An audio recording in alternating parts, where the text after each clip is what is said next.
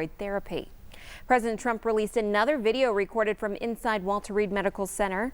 He has been releasing video messages to assure the American people he's doing well. We're getting great reports from the doctors. This is an incredible hospital, Walter Reed. The work they do is just absolutely amazing, and I want to thank them all.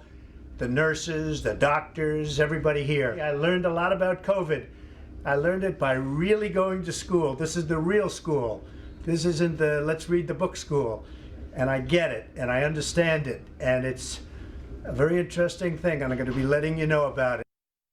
Shortly after he released this video, President Donald Trump left Walter Reed Medical Center on Sunday to drive past supporters gathered outside the hospital.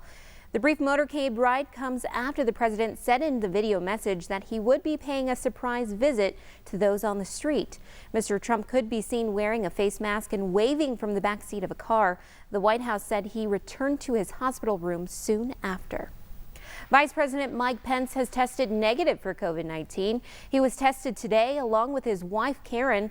Both received negative results. Pence is expected to make a visit to Peoria, Arizona on Thursday.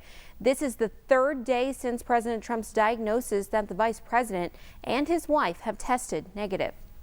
Attorney General William Barr is going into self-quarantine after all, at least for now. The Department of Justice says he's tested negative for COVID-19 4 times and is likely to return to work later this week. Barr originally declined to self-quarantine. That's even though he came into close contact with former White House counselor Kellyanne Conway last weekend in the Rose Garden. Conway has tested positive for the coronavirus. The Senate Minority Leader calls for more transparency surrounding President Trump's health. Senator Chuck Schumer also calling on Majority Leader Mitch McConnell to delay the nomination hearings for Judge Amy Coney Barrett. We need full transparency. We need to know exactly the level of the president's health. We have to know who else got COVID. We know that President Trump has a penchant for not telling the truth. But when it comes to something as vital as this, the health of the president, the health of the people around him, we need to go the whole truth and nothing but the truth. Republican Senate leaders have called for a 2-week break due to the outbreaks. With the president and several of his closest advisors down with COVID, the dynamic of the campaign has changed.